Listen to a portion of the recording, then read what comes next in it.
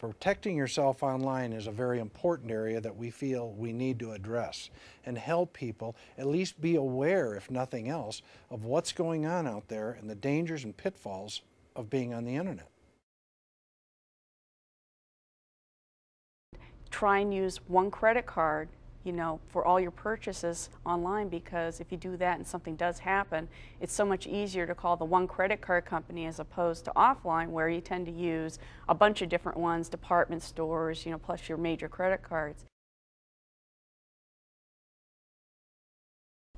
The worst thing parents can do when their child comes to them and says, hey, I want to get a profile up on MySpace and Facebook, is to say no, quite honestly, because the internet is not going to go away. You have to deal with it. And the best thing you can do is say, well, you know what? Yeah, you can have a profile, but I want to see it when you put it up. And you know what? While you're there, I think I'd like to have a profile too. Can you show me how to do it, and can you add me as your first buddy or your first friend? And then that way you're getting involved with what your child's doing online, and you're also seeing what they're doing without being nosy or over the shoulder.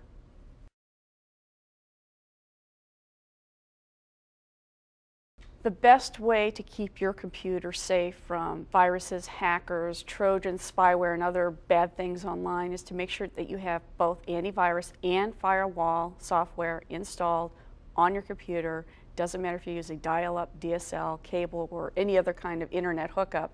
You have to keep it protected. And not only that, once you buy the software, make sure it's updated all the time. Most of the products have automatic updates on them, and then at the end of the year when it says your subscription is going to run out, renew it. Don't say, oh, I don't need to pay for this, because honestly, every day there are new viruses being created. Hackers are having a field day trying to create new ways to get into, you know, unprotected ports and unprotected computers, and the best thing you can do is keep your computer protected all the time.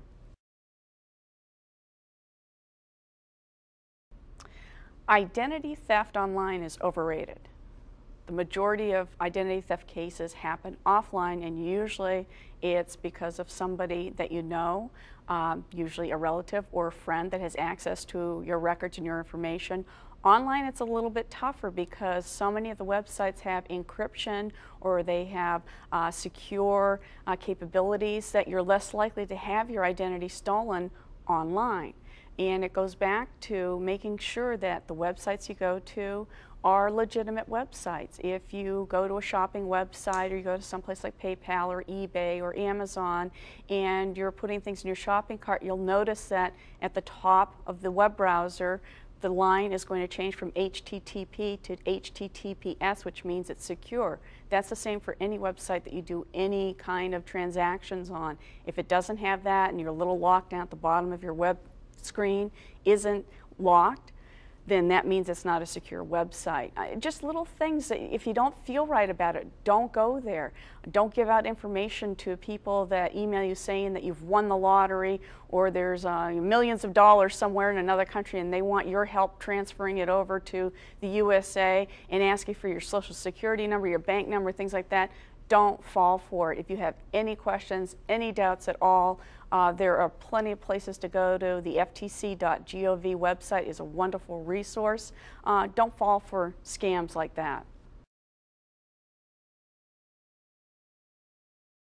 A lot of people love to post information about their daily lives on their blogs or online diaries, and one thing everyone has to remember is that unless you mark your blog or your online diary as private and for only people on your friends list, anyone, anywhere, online, anywhere in the world, it's, you know, they can read it.